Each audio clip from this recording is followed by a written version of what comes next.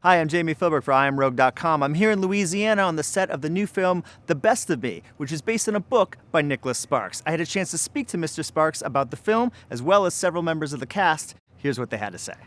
This is a tricky film to make. The Best of Me, you have young Dawson and then older Dawson and young Amanda and older Amanda. But unlike The Notebook, where there's this really big span of years, or even in Notebook there was, of course, the 7-8 year span, and then you had the 50-year span. This one's about 20 years, right? And so how do you get these stories just right? And to me, that's what makes the story so realistic. It's what gives the characters so much depth, and I think it's what audiences are going to most love about the film itself. You get all the power of this young first love and the intensity and this passion and this ultimate excitement, and yet you're also going to get real life, right? 20 years later, things have changed in your life. I mean, look where you were 20 years ago, if you've been around that long, right? Look where you've been, for me, you can think back, gosh, 20 years ago, I was out of college for 3 years. Who was I? Now here I am today. Am I happy with the path my life has taken? What choices led me here? And most importantly, where do I want to move from this point on? So let's bring all that real life drama in. And then let's throw in the little tidbit of, hey, and what if you're still in love with the first guy? Now what happens, right? To me, this is the essence of good storytelling, because it's human, it's universal, and yet it's told within the context of an incredibly gripping story. So when you get cast in a project like this, do you read the book to kind of comb that for things that'll help your performance, or are you just going strictly off the script to create the character? This time I went off the script this time, because we took it out of North Carolina, we brought it to Louisiana, and I wanted to concentrate on that. I didn't want to get too caught up in a lot of things that happen in the book, because it's a little different, this script. It was something that I really enjoyed taking this script on, but people had read the book around, and I took some information from that. It was funny, there was some things that just in the background that I was creating for Dawson that would come up, and Liana would say, oh, that's in the book actually, and it was just funny because the character translates so well to this movie that it's right there. It really is right there, and all I did was try to be faithful to Dawson, and try to make him as human as possible, and as believable and lovable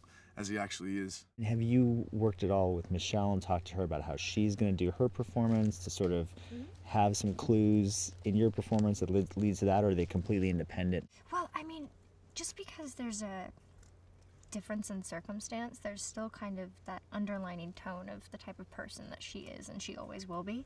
So yeah, we were able to sit down and talk about specific mannerisms that you just grow up doing. That doesn't go away just because of what happens in your life. So there was always a consistent dialogue between Michelle and I about those things.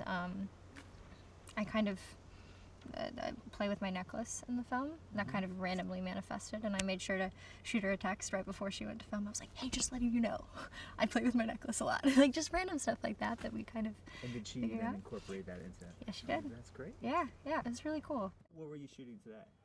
I was doing a scene with Michelle where we walk through the garden that I've repaired over some time that had fallen into disrepair.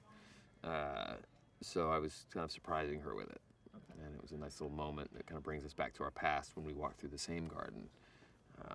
So that's pretty much it. And your character Dawson and her character Amanda are former lovers that sort of come back. Yes, together. yeah. They met each other when they were 18 and fell in love, and then unfortunate circumstances took them apart from each other, and another unfortunate circumstance brings them back together, and they explore whether or not that love for one another, even though their lives went completely different ways, is still the one to hope for, I guess. So I wanted to ask you, when you're choosing projects to be a part of, what are some of the criteria you're looking for? Is it script, director, cast? And what was it about The Best of Me that made you say, I got to be a part of this project? Well, it's essentially all of the above. I mean, all of those play a huge part in choosing a film, but first and foremost, it's the material. And for me, if it's something that I haven't done before, such as this, which is really a timeless love story, And I had never had the opportunity to play a character that